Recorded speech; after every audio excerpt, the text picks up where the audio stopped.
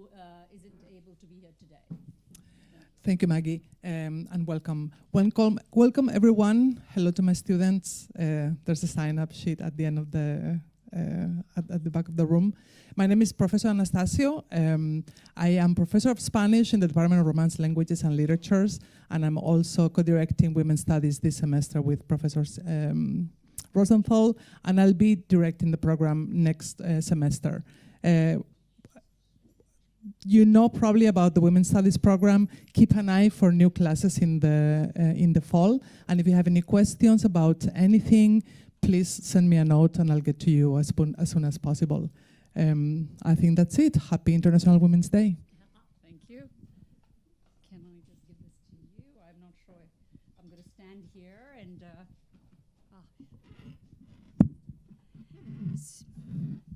You know, the disadvantages of to both of us being a little short, right? No, okay. That's tall. We're tall. Okay. I just want to briefly just start by just saying a few words about International Women's Day. As you know, International Women's Day is a global day that celebrates the social, economic, cultural, political achievements of women, and I've taken this from the International Women's Day site. The day also marks a call for action for celebrating gender parity. And I think this is important for those of us who are here, that we kind of acknowledge we've done much, but we need to do a lot more in these challenging times. And so we use today as a day to celebrate. Okay, yeah. I always move out from there. All right. So if we can take a moment to think about how we celebrate, but also about what actions are needed to really bring about true gender parity and to make it a reality. So it's usually marked on March 8th. And it's a way to celebrate women's achievements, women's equality, advancing women's rights, but also about gender parity, right? And when we think about it, this year's theme has been for International Women's Day, Inspire Inclusion.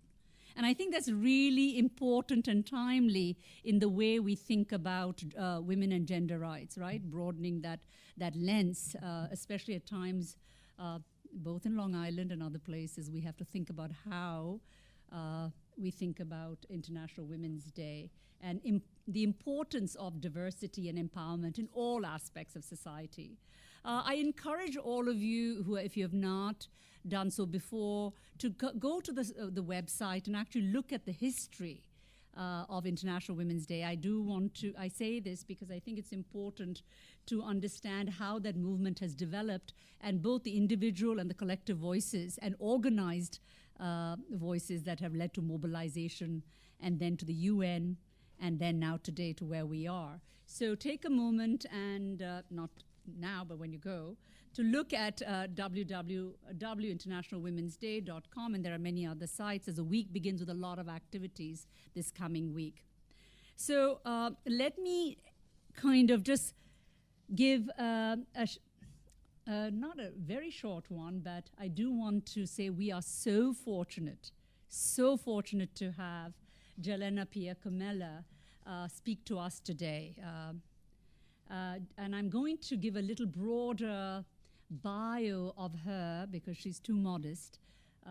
So Jelena Pia-Comella is a senior international consultant with over 25 years of experience in international relations and a deep knowledge of the United Nations system. Throughout her career, Ms. Pia-Comella has been true to her feminist principles by promoting women's rights, strengthening women's leadership, and supporting the work of activists in the fields of mass atrocities, the prevention, and gender justice. Starting her career in 1996 as a diplomat representing Andorra at the United Nations, United States, and Canada, she was part of the team that created the foreign policy of her country. Ms. Pia-Comella participated in the conferences and negotiations that set new standards in international human rights law, international humanitarian law, and international criminal law, such as the Rome Statute and the responsibility to protect norm. Ms. Pia-Comella was appointed Deputy Permanent Representative of Andorra to the United Nations in 2002 and served as Chief of Mission to Canada and the United States from 2001 to 2007. From January to June 2008, she was consultant for the Center for Women's Global Leadership and Women's Environment and Development Organization to coordinate the Gender Equality Architecture Reform Campaign, GEAR, which led to the creation of the UN Women. So a lot of history here. Until July 2018, she was a Deputy Executive Director of the World Federalist Movement Institute of Global Policy, WFM-IGP. Ms. Pia-Comella served as advisor on gender, peace, and security issues for the Organisation Internationale de la Francophone from June 2019 to August 2021. Currently, Ms. Pia-Comella is an adjunct lecturer at John Jay College of Criminal Justice, adjunct assistant professor at Hofstra University, and we are really lucky to have her here. She's a faculty member of the United Nations Institute for Training and Research and a trainer for the Organisation International Women, Peace and Security. She's also consulting with the Global Action Against Mass Atrocity Crimes as managing coordinator. Ms. Pia-Comella is the president of the board of directors of SOS Tocha Burundi and board member and treasurer of Global Justice Center. Additionally, she is member of the African Coordination of Human Rights for the Armed Forces. She is a visiting scholar at the Center for International Human Rights of John Jay College and has written on the role of women in preventing mass atrocity crimes and gender justice for conflict-related sexual and gender-based violence. Please join me in giving a loud applause and inviting Ms. Comella to the podium. Thank you.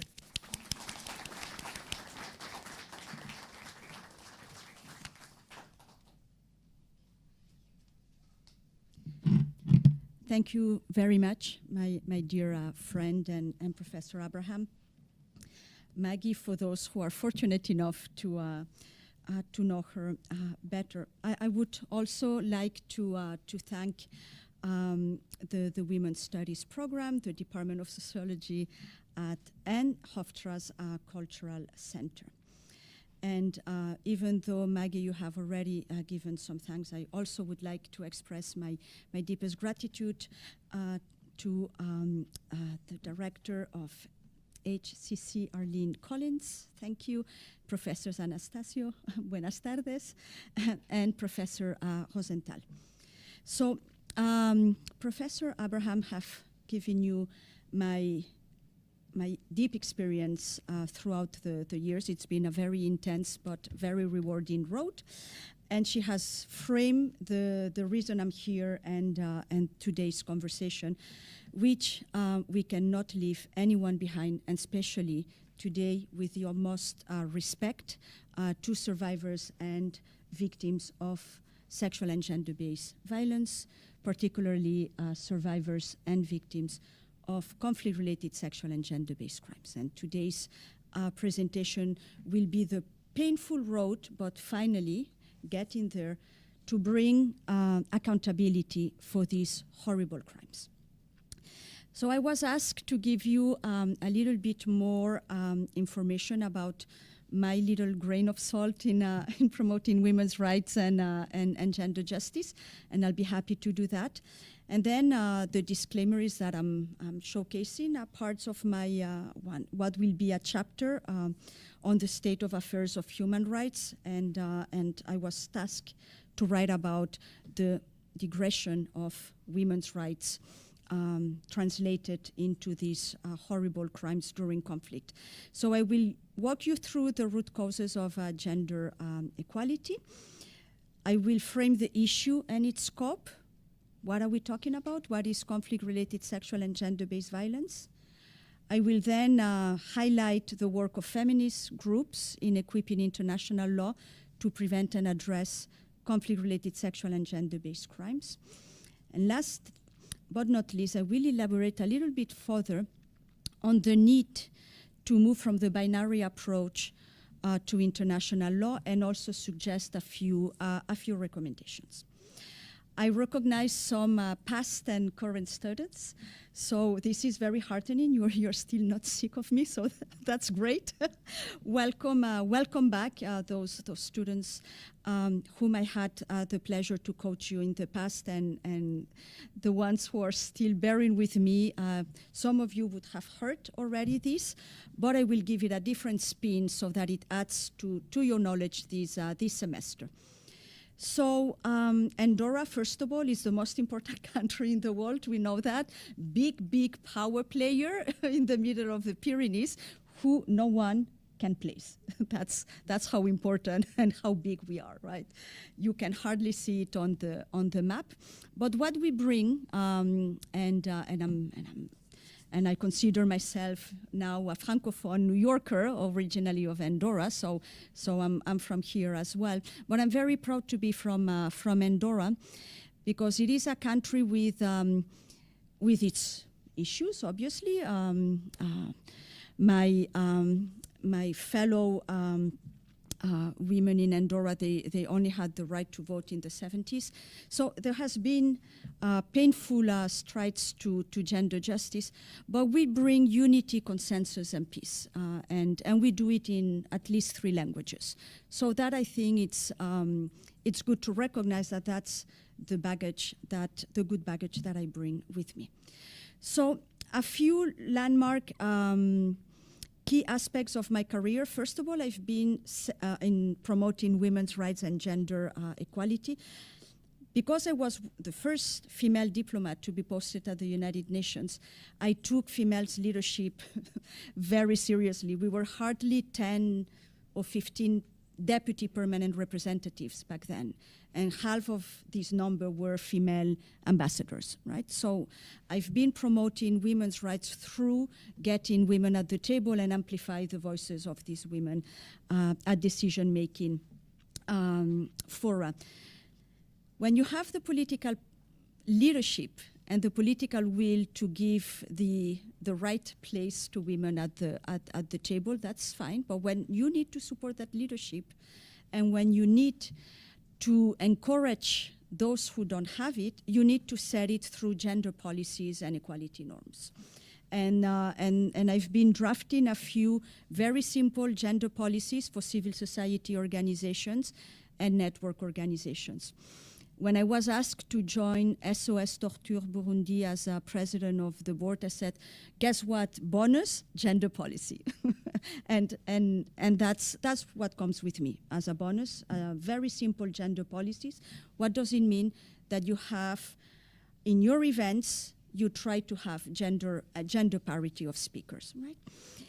I have contributed to have the Global Action Against Mass Atrocity Crimes international conferences to have 58% of women speakers. Right? It was easy because the leadership, the former ICC judge, Judge Fernandez, she was very keen, of course, in promoting female leadership. But still, I think we are one of the few organizations that we can claim that more than half of our speakers at the last global online meeting were women. I have also accompanied an education committee of the Francophonie last year, and we drafted guidelines and norms of gender equality for schools textbooks and learning materials. And at my request, we organized a subgroup and we drafted specific provisions related to gender-based violence. Right? I mean, that might not resonate to you because our books so far, and this is higher education.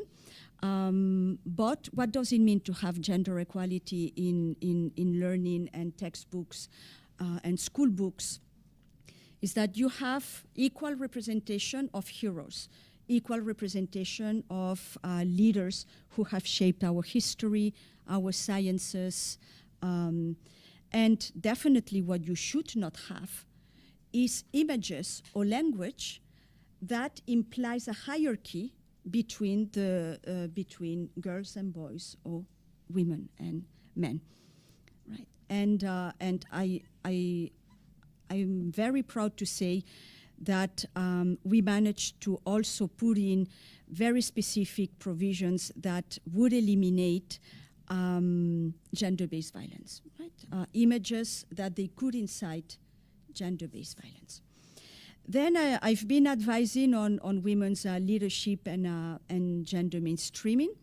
Again, accompanying the Francophonie, they hired me in 2019, the permanent representation here. The Francophonie, it's like a mini international organization, and don't quote me on the mini because it does huge work, but it's like a mini French-speaking UN. Right. I mean, if I needed to give you a very simplistic and simplified example.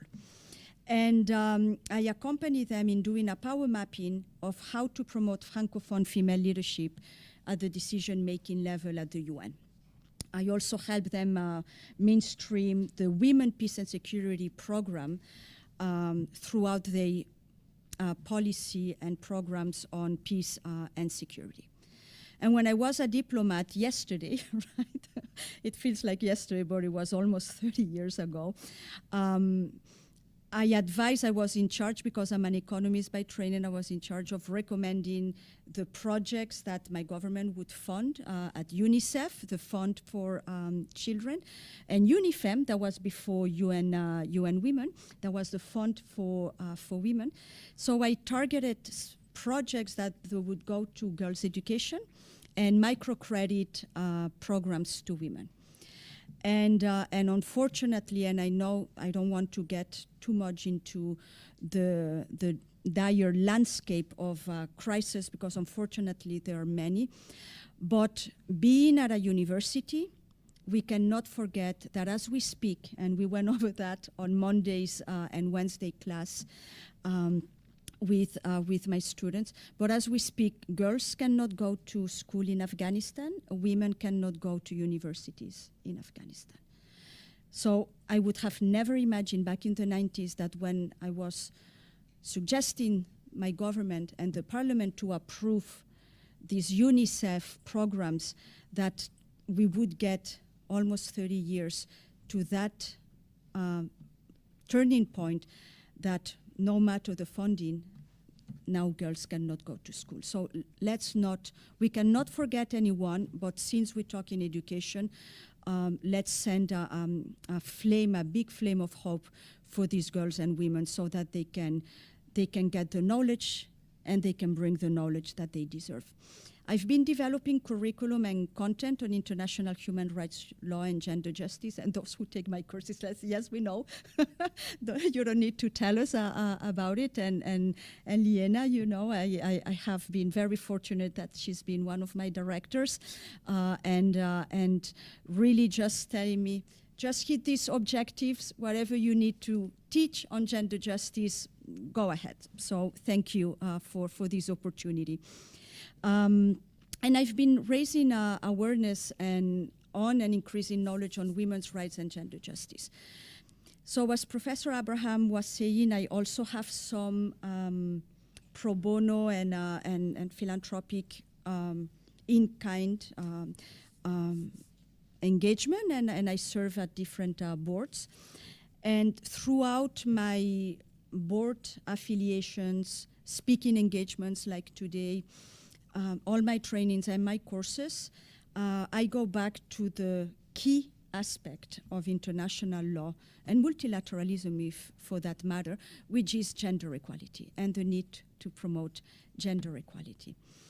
I also highlight good practices, and because we are in the US, I think it's very important to also know that we have very good practices from the Global South and in languages others than English. So that's what I also do in terms of raising awareness on women's rights and gender justice. The key, and that's where I'm getting more and more specialized, is to bring the discourse back, and I'm doing more research on the survivor center and human rights law underpinning of international criminal law. We tend to forget that if we have war crimes, crimes against humanity, or genocide is because before there was a long process of systemic and systematic gross violations of human rights and women's rights. So today I'm going to walk you through the road of bringing accountability for conflict-related sexual and gender-based crimes, which is a direct threat not only to gender equality and women's rights, but since 2000, the Security Council has also said that lack of gender equality and rampant impunity for conflict-related sexual and gender-based crimes are a direct threat to international peace and security. So there was a turning point in multilateralism.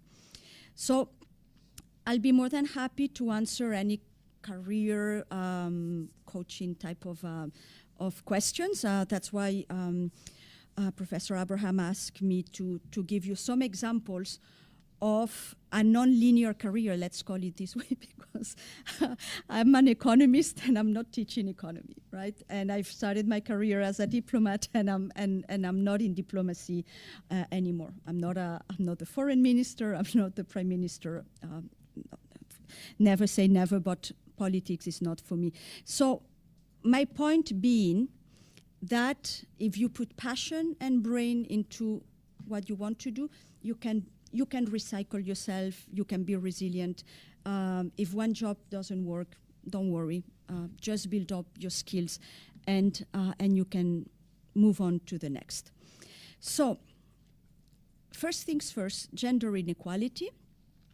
And because we are in an academic setting and we are still allowed to challenge each other's and I like to call things for what they are. Gender inequality is the legacy of racist patriarchal power dynamics, right? And there's no other way to say it. And I will elaborate more on the limitations of a binary focus on international law. But all my career, I specialized on women's rights under the binary lens. However, I will offer some reflections and happy to also hear your views and answer the questions on this. But let's go back to really the basis, which is Simone de Beauvoir's Second Sex book, which is in 2 tomes, right? And there's very good English translations. So I advise and I recommend for those especially who want to continue study it on gender issues to go back and read it. Because in a way, Simone, she was ahead of her time. I don't think she was conscious because she took the gender identity analysis almost to it was a philosophical level from the Sartre tradition, right? And don't worry, I'm not going to get into detail because then I'll lose you all. But it's very important because we tend to forget that Simone de Beauvoir, in a way, she already saw that even gender identity was a socially constructed phenomenon. But first, we know that Simone de Beauvoir's, and I frame it, under the Western feminism approach, she's the gold standard, right? And she has, throughout the 2 books, gone little by little and walking us through how society shapes the roles and the rights, to a certain extent, of women and men, right? And that is the socially constructed gender power dynamics that, through also the legitimation of these gender power dynamics, that leads to gender inequality. What do I mean by gender power dynamics and a hierarchy? In a patriarchal society, it is socially constructed belief that women are inferior to men. Hence, the hierarchy. What does that mean and how it does translate? It translates that women do not have the same access to resources, do not have the same access or entitlement to justice or economic power. And in times of peace, this is bad enough, but imagine in times of armed conflict, if you legitimize that hierarchy and you put in more than half of your population in an inferior position, during an armed conflict, this specific part of society, this specific demographic group of society will be targeted, will be easier targeted. In international human rights law language, we're talking about lack of protection, right, and vulnerabilities. In international criminal law, I like to go back to what sets a crime is the criminal intent, then the targeting.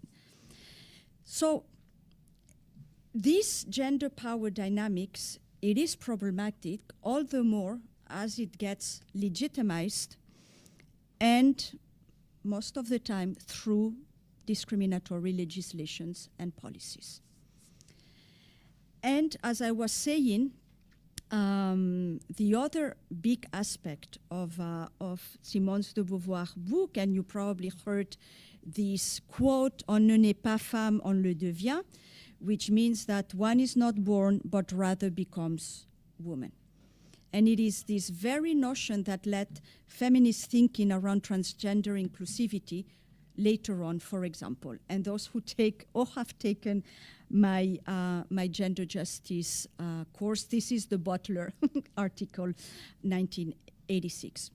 I don't think she was conscient, but yes, in a way, for those who are specialists on the broader scope of gender, we can go back to her and take that thinking. Now, we've seen times of peace, discriminatory gender power dynamics. How does that explode, if I may say, this systematic discrimination into sexual and gender-based violence, first of all? So now it will be a little boring because I will have to quote from definitions, but I have to. But sexual and gender-based violence against women is rooted in systematic and systemic discrimination of women's rights. And because of this duality, right?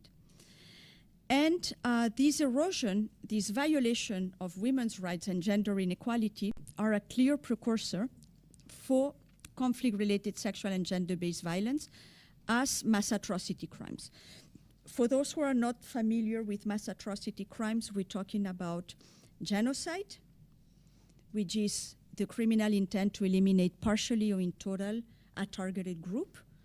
And the targeting factor could be ethnic, religious, political, gender, to a certain extent as well.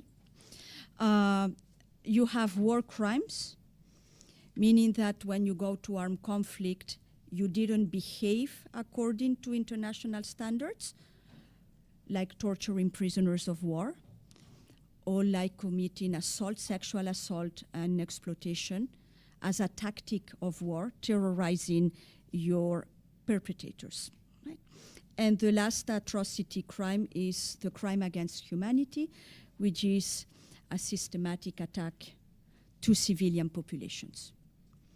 And crimes against humanity can happen during armed conflict or peace. Right? So these are the atrocities that we're talking, and my specialization has been in analyzing the gender aspects of this. So let's go back to the underlining of international human rights law.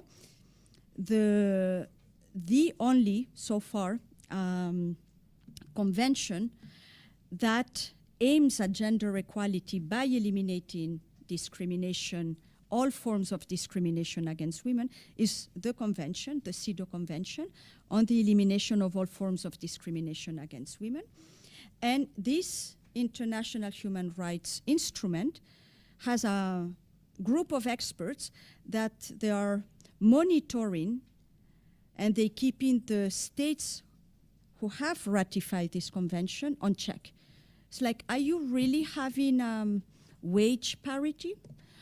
Do you allow the same number of women and men to run for office?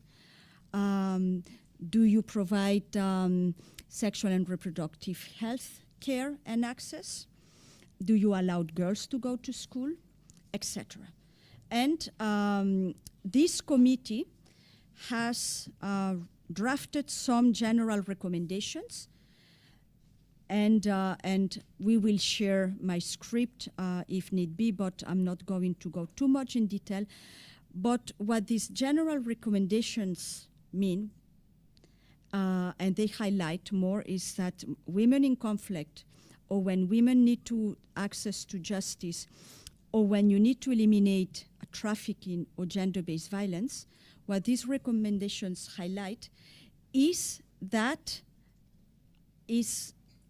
all these things, trafficking, not giving access of women to justice, not protecting women during times of conflict, it's because of a gross discrimination of their rights.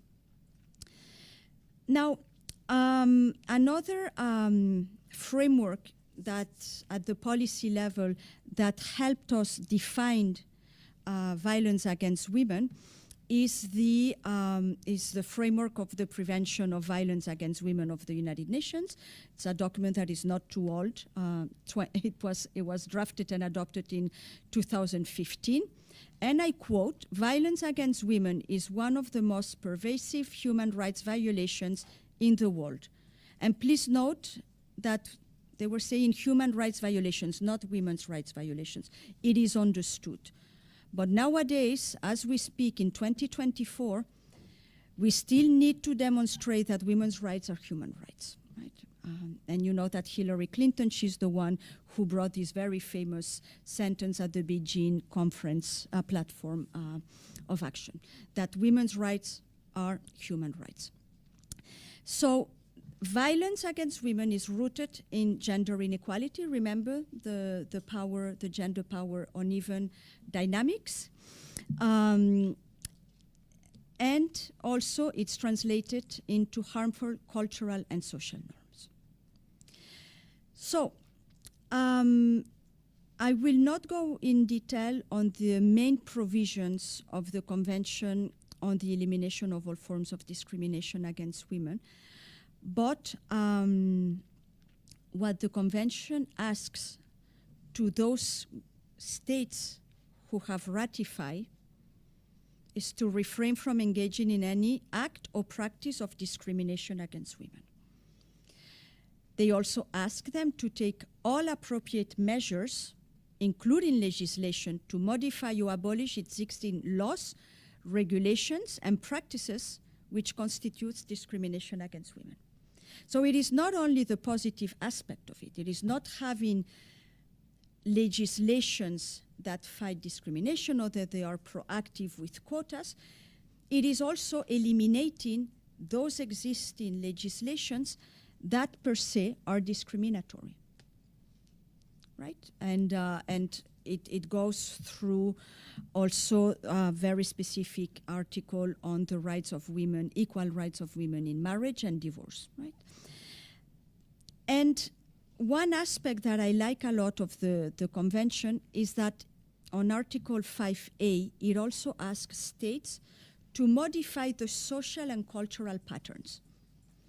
Because, again, with these uneven social constructs, you do have patterns of conduct that are discriminatory. So the convention is inviting its states parties to eliminate these practices.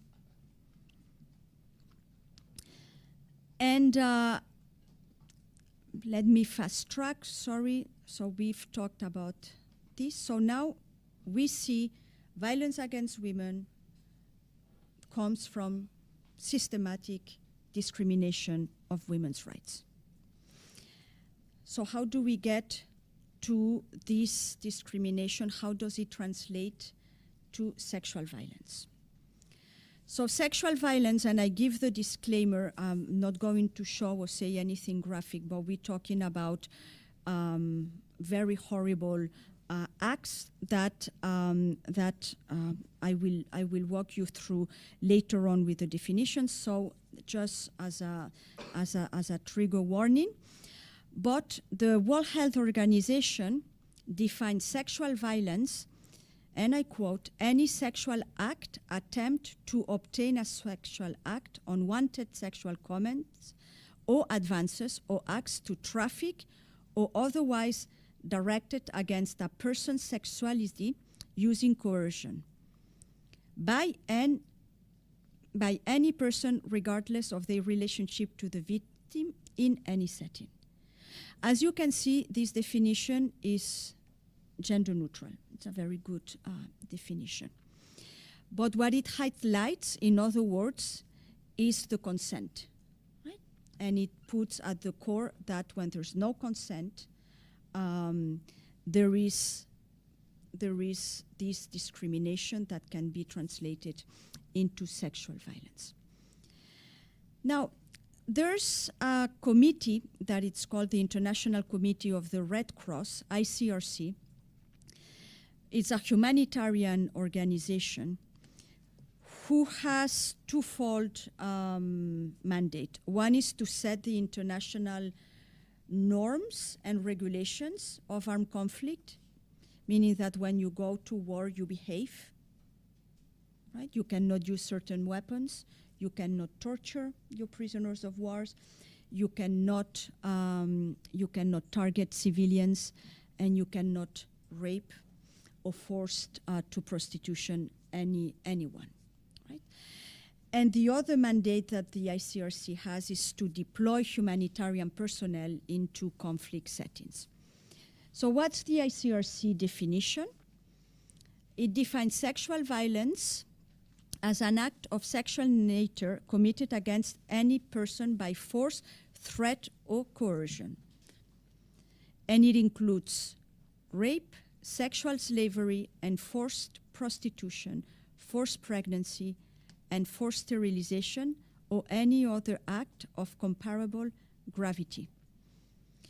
And coercion can be caused by circumstances such as fear of violence, duress, which means strength, detention, psychological oppression, or abuse of power. So again, going back to the consent. Now, another reference definition of conflict-related sexual and gender-based violence, we find it in the Secretary General's reports at the United Nations. And the aspect, even though the Secretary General's reports, they mention conflict-related sexual violence, that's the shorter terminology, it includes a very strong gender aspect. And I want to go back to the gender because, as we will see later on, the targeting, it's not men against women or women against women or women against men. It has layers, and it's not binary, right? It could be that the targeting is because of the socially constructed behaviors. You can have a gay or a lesbian persons who are targeted because of their sexual orientation, right? And Westerners, we tend to simplify the targeting factors of armed conflicts just to an ethnic component, but it goes beyond this. And adding the broader scope of gender helps understanding the targeting. Well, so just to give you some definition, not more than definitions, it's of course the targeting basically is the actual or perceived member of a persecuted political, ethnic, or religious minority, or targeted on the basis of actual or perceived sexual orientation or gender identity. Right? So again, going back, that's why I was telling you all about Simon's book, because of this socially constructed inferiority, superiority between men women, but also the socially constructed gender identity. So until 1998, we were not equipped at a permanent level, at an international permanent level, to investigate and prosecute these horrible crimes that I've been telling you, right? And it took the horrors in Rwanda, in Sierra Leone, in the former Yugoslavia, to have the UN Security Council, which is the organ of the United Nations entrusted with peace and security and addressing this instability and threats to peace and security. But it took the international community, and I'm giving these numbers again with the most respect to victims and survivors. But between 100,000 and 250,000 women were raped during the 3 months of the genocide in Rwanda in 1994. The UN agencies estimate that more than 60,000 women were raped during the civil war in Sierra Leone, and that was between 1991 and 2002. More than 40,000 women were raped in Liberia's conflict from 1989 to 2003, up to 60,000 in the former Yugoslavia between the conflict of 1992 to 1995, and at least 200,000 in the Democratic Republic of the Congo since 1998. So the Democratic Republic of the Congo technically is in peace, but since 1998 is enduring armed conflict and violent conflict, especially in the East Ituri, in the eastern region of the DRC with militia armed groups. So as you can see, and I always say one victim and survivor is one of too many, but how can you ignore these numbers? You cannot say that, well, you know, these horrible things happen to women, but it happens. Because that's what it was before the 90s, that conflict-related sexual and gender-based crimes, one, they were not considered crimes, they were considered as act of torture, for example, but they were underlooked, they were underreported, therefore under-prosecuted. So women's and feminist groups have joined forces since the 90s with the World Conference on Human Rights in Vienna, the 1993. I'm sure none of you were born back then, but some of us, yes. Why is it important to go back to these human rights, what we call the Vienna Declaration of 1993? It's because it underscored that women's rights are human rights, and that human rights violations can pose a direct threat to international peace and security. Right? And that's what incentivized the international community to say enough is enough in Rwanda, enough is enough in the former Yugoslavia, and have the Security Council activate 2 ad hoc, which means non-permanent, international criminal tribunals. In 1995, and here's where Hillary Clinton said that women's rights are human rights, the 4th World Conference on Women in Beijing. So this is like the I would say what Simone de Beauvoir is to Western feminist thinking. I would say that the Beijing platform of action is what it is to gender equality and women's rights norms and movements. So you had already all this momentum, and in parallel, you were having international criminal lawyers and experts trying to see how can we, on a permanent basis, not ad hoc, ensure that there's a mechanism that will bridge the impunity gap for these war crimes, crimes against humanity, and genocide. And that was the parallel process of drafting what we call the Rome Statute. It's called Rome Statute because it was finalized, formalized, and adopted in Rome in 1998.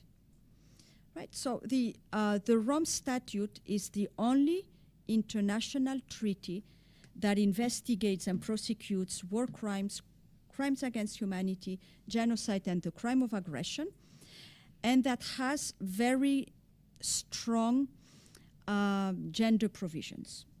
But again, with the limitation of the binary approach to gender. But they're working on this. Why am I saying that this is landmark? One, it's permanent. I mean, it's not like we can create an ad hoc tribunal every time there's a crisis. Who's going to pay for this, right?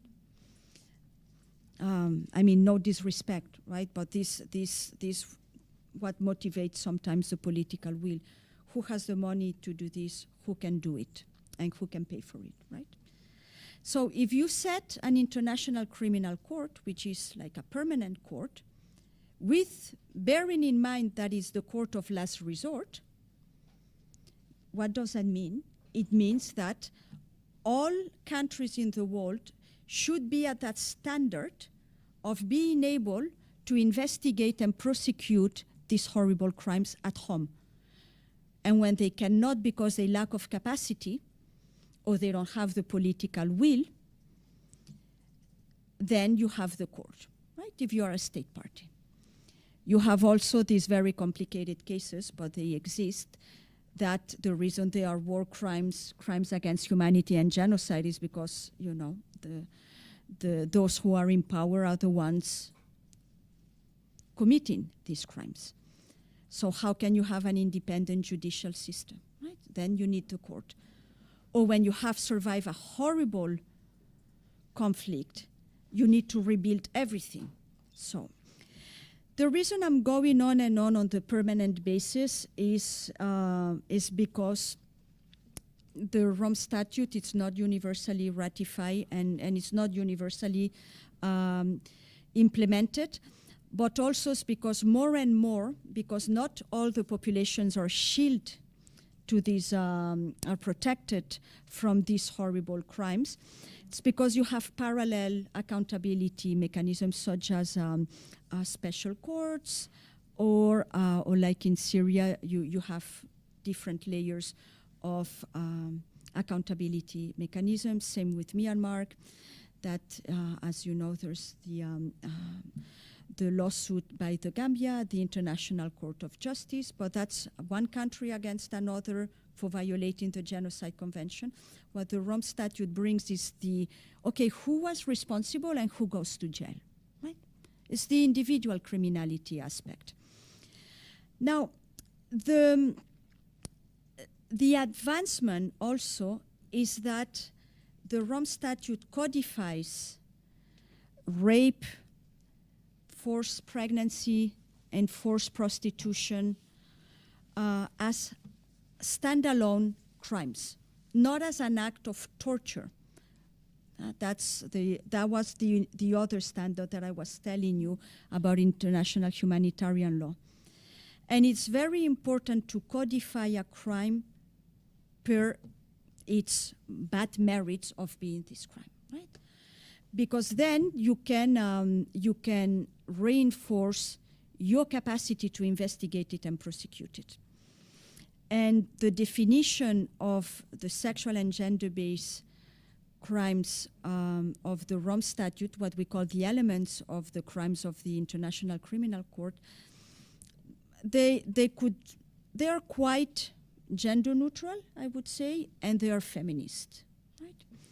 And that could give an inspiration to countries, one, to have laws prohibiting and criminalizing rape, and when you have these laws, that they are gender neutral and that they are not sexist, right? And for those who are interested on this, I can have a conversation on the site. But you have countries that had very restrictive definitions in terms of the age, the perpetrator, etc. So I don't want to go too much in detail because it's quite of an open forum, and now I remember that maybe we should have put a disclaimer like I have on the course.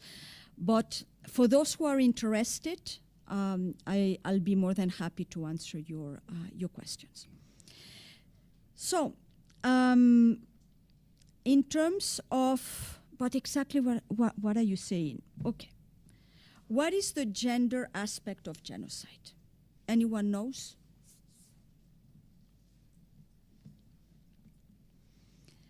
So the gender aspect, when you talk about genocide, which is this criminal intent to eliminate partially or totally a targeted group, if you don't put the gender aspect, you will not be able to prosecute it efficiently, right? And that's what the Rome Statute is doing. Under Article 6D, imposing measures intended to prevent births within the group, and that's the targeted group, that's the gender aspect of that genocide, right? And because genocide, it takes years of planning, or months, unfortunately, of planning.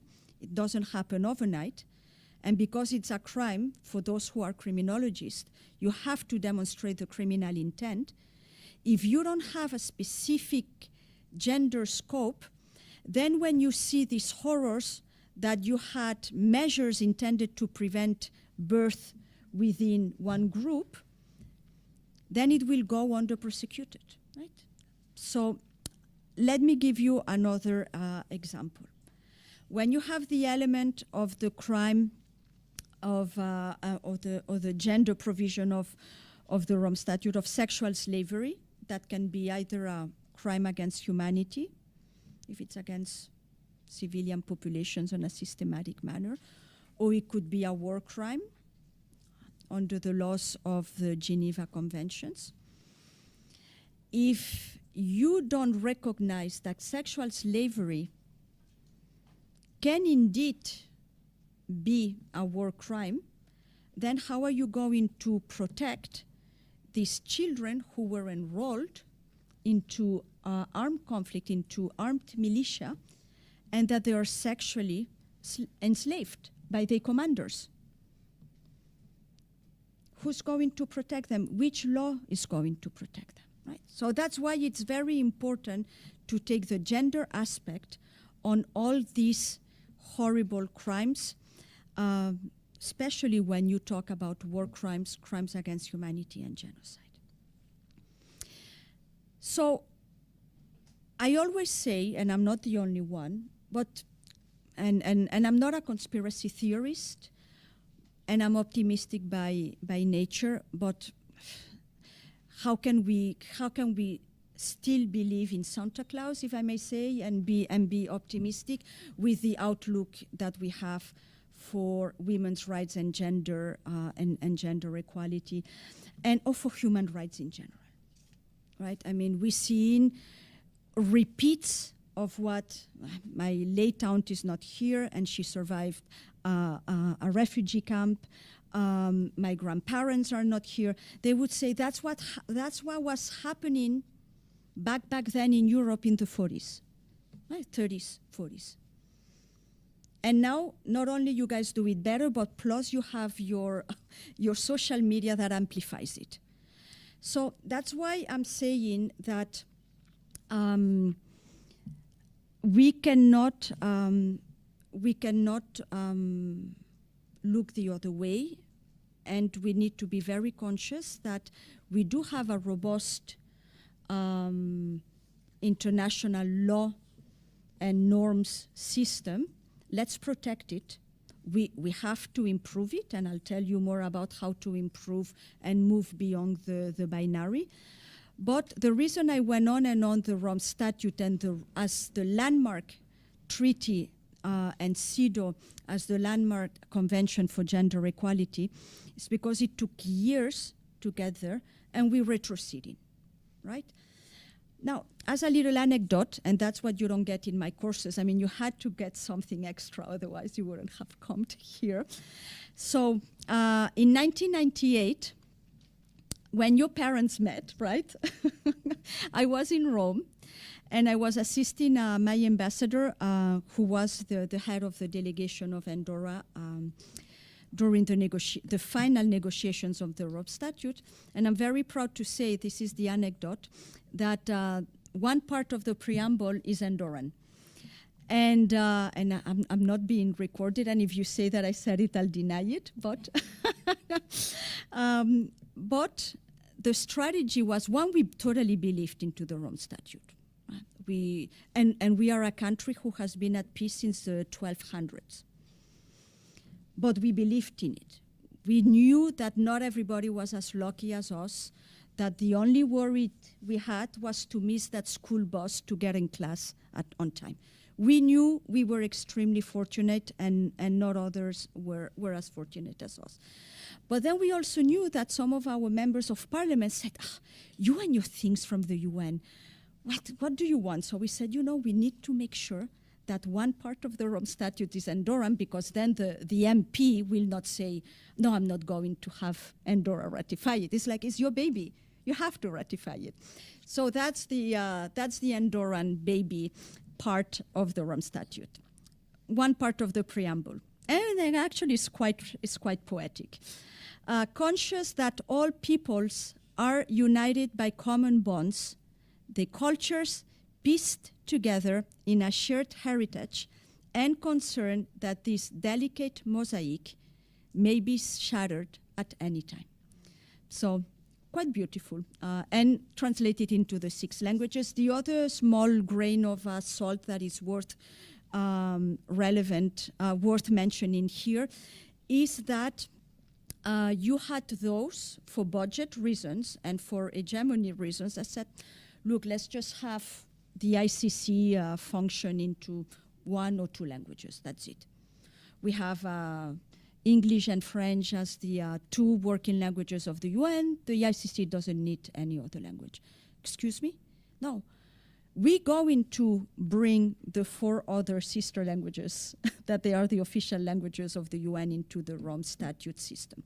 So Andorra was part. We helped Spain and the Iberoamericano group to ensure that the ICC, because it is not a UN agency, that the ICC would have Arabic, Chinese, English, French, Russian, English, and French. So the 6, I think I've said French twice. Oops. Sorry, I mean, not intentional, but. So the 6 official languages. Now, and I'm getting there because I know we need to move on, some concrete recommendations, right? But let's take a step back. As important as it is to understand the targeting factor of the perpetrators in this binary world, we've seen that gender persecution is very real, and gender persecution in the broader aspect. And for those who are interested, I will give you the sources of where I get this. Right? But the main limitation of international law in being equipped to understand the gender targeting at the broader aspect is because it's binary, right? So Protection Approaches, which is a very reputable NGO in the UK, is the pioneer in writing about how to genderize international law and the responsibility to protect norm, and the 2022 report, Queering Atrocity Prevention, quote, and I'm quoting from this report, the ongoing conflict in Ukraine, and I quote, refugees and asylum seekers include groups of women and girls who face additional risks such as LGBTQI plus people. Right? They go further and they say that the invisibility of LGBTQI plus communities from much atrocity prevention architecture normalizes and not only institutionalizes assumptions of the cis heterosexuality of communities facing and experiencing violence. but renders implausible and invisible the fact that atrocity crimes against people on the basis of non-heteronormative sexuality and gnostic gender identities occur across the world. Right? So what I was saying about sexual and gender-based violence being under-prosecuted and investigated until the 90s is because you had a male-dominant view of an analysis and norms of the conflicts. Now we need to move on the cisgender and heterosexual normative view, right? Because otherwise we will not understand the targeting. So in this report, protection approaches goes on justifying that widespread and systematic violent targeting of LGBTQI+ people can often look different from the widespread and systematic violent targeting of ethnic, religious, and racial groups that traditionally dominate the atrocity prevention agenda, but may still meet the conceptual and legal thresholds of crimes against humanity. So how do we go about that? Right? I mean, first of all, I think it's very good that we have protection approaches pioneer this debate. Now you have other civil society organizations, think tanks. You also have some like-minded countries that are speaking up on this. But in terms of bridging the accountability gap, we needed to go back to the ICC. What is the ICC, the International Criminal Court, doing? Right. So the prosecutor is the person, as you know, responsible to carry the investigations and the prosecutions of the cases in front of the court. So in 2014, we had a very strong female feminist prosecutor, Fatou Bensouda, who made her quest to ensure that sexual and gender-based violence as war crimes, crimes against humanity, and a constitutive act of genocide would be investigated from day one of an investigation and not wait years later and then you have a judge saying, I disqualified this, right? And she's done this through equipping her office and the court through a gender policy, right? That was in 2014. And the policy paper is on sexual and gender-based crimes. And the new prosecutor, the newly appointed prosecutor, Karim Khan, and we need to recognize also that, you know, sometimes, maybe not here, but in certain speaking engagements on environments, when I say that a female prosecutor made it her quest to investigate and prosecute sexual and gender-based crimes, they look at me, well, this is a no-brainer, right?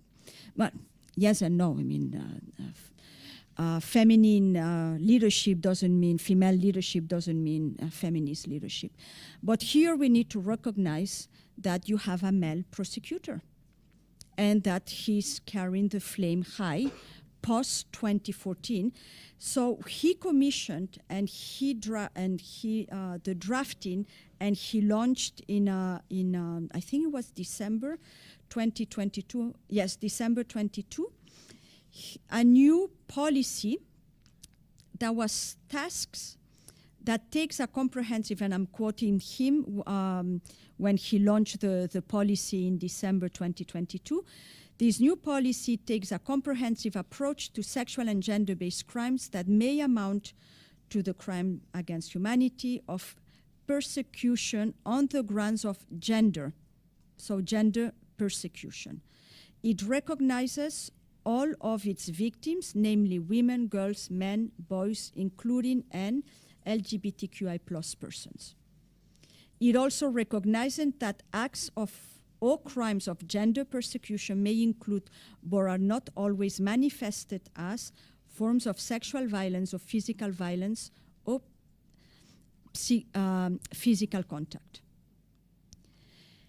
So with this new policy, what the prosecutor is trying to accomplish is what Bensouda was accomplished somehow back in 2014, is to equip the investigation team, the prosecution, that you need to look at it on a broader gender scope when you investigate the crimes, and from day one. Right?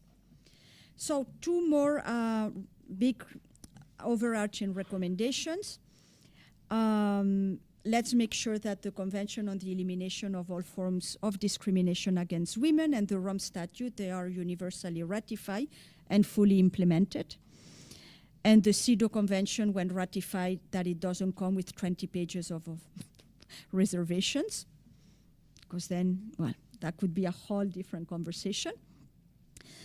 And now, if we have time to show the video, it's going to be, no, it's too long. It's 10 minutes.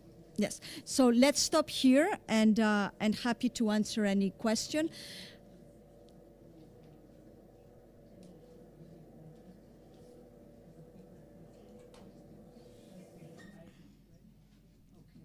Okay. I know you would probably want to look at the video, but I also know your classes, and we have, first of all, let me I think we should give a round of applause to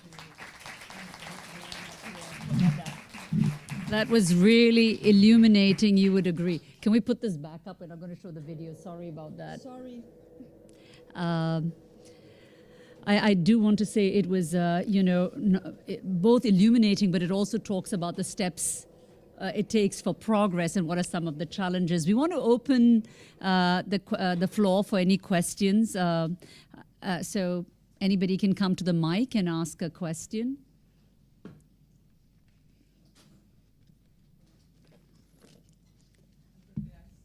Okay. Thank you so much. That was great. Thank you very much. This is very illuminating and also overwhelming. A lot of homework to do here.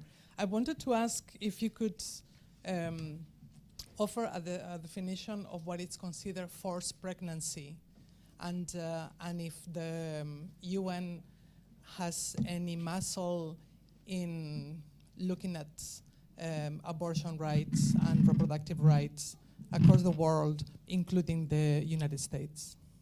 Thank you. So forced pregnancy is one of the crimes recognized by the Rome Statute. Forced pregnancy, the element of the crime means that you forcibly impregnate someone else, and you keep this person pregnant throughout the pregnancy, with a criminal intent either to hurt, to terrorize, or in the ethnic cleansing or genocidal, but it's more the ethnic cleansing, is that the reason you keep the person impregnated and carry the pregnancy, and therefore not being able to have health, that sexual and reproductive health rights and access, is because you want to control this person and the kid afterwards, right? But then the ethnic cleansing component, and that's how it came into Rome in 1998, because of all the forced pregnancies of Muslim Bosniaks, that then they would deliver non-Muslim kids, right? I mean, and it makes no sense. But that was the criminal intent. Now, that was one of the sticky points in Rome, as you know, because some states thought that, well, if you criminalize, if you codify and criminalize this horrendous act, then it will give like carte blanche to abortion. But that's not what it says. Right? I mean, the crime itself recognizes that you have the criminal intent to impregnate someone and to keep this person pregnant.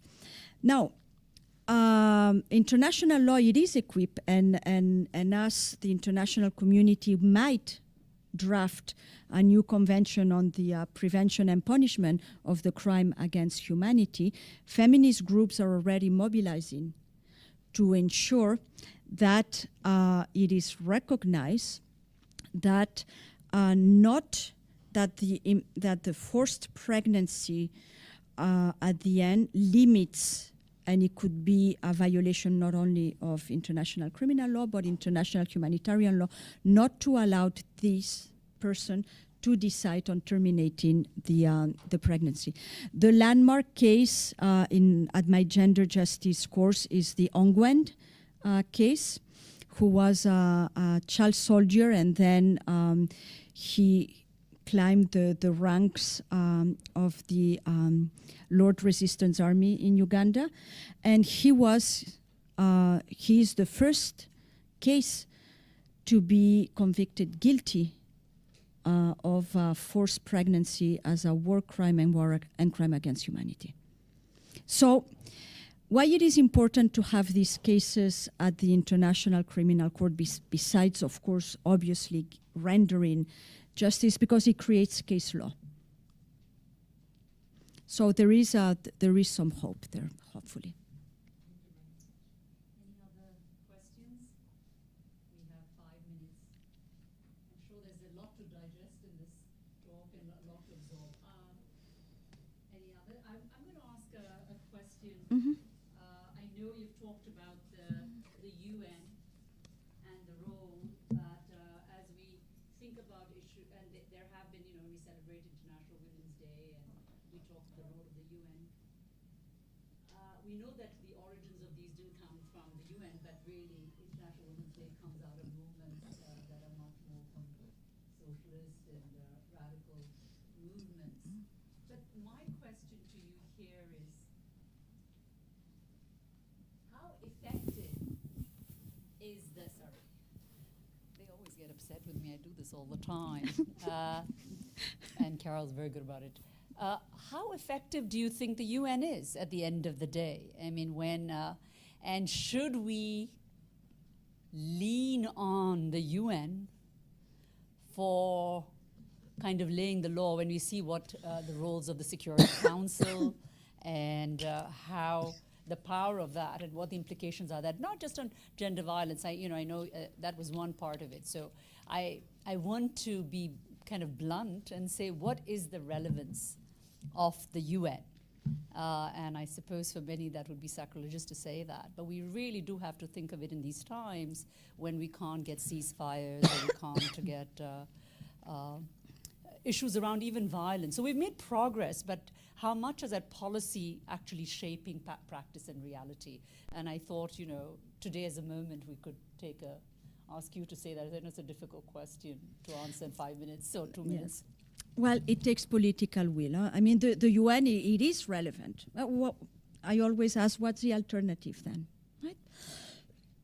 And the UN, that's why it is so important to raise awareness and educate about the mandate of the UN, right? And but it's true that on the task that the UN was, the reason the UN was created was to avoid World War III, long story short. So yes, Maggie, you're totally right. In terms of peace and security, we're failing. And I say we because it's not the UN, it's member states, right? And those member states sitting at the Security Council.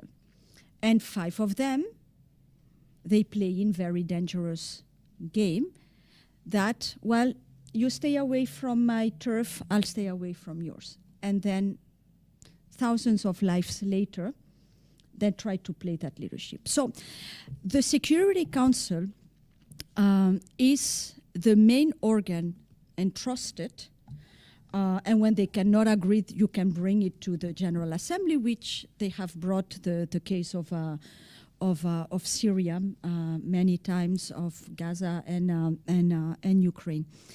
Now, but the only legally binding resolutions are the ones from the Security Council, right? So the Security Council, there's the veto power. And there have been initiatives calling on the permanent members not to veto a situation whereby you're having crisis as, mass atrocity crimes or mass atrocities crisis.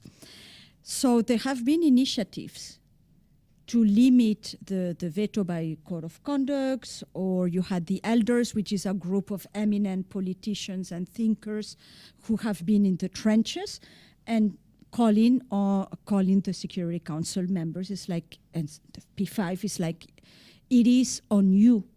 If you look the other way, or worse, you veto, it's on you. Why the UN cannot do its mandate, right? So unless we have the Security Council taking seriously its responsibility, meaning, and here is the five, I'm sorry to finger point them, but they are the ones with the most power, so they are the most responsible ones. Then you have the other side, that the multilateralism, and I've seen it in my time, and it's getting worse and worse, it only brings one language, one type of thinking, and it's very top-down. So we need to make sure that that the policies that the member states propose and that the UN will execute, that everybody has decided on them, and that it's contextualized. Yes. Once again, thank you very, very thank much. You. This has been a really important and thought-provoking talk, so thank you. Thank you.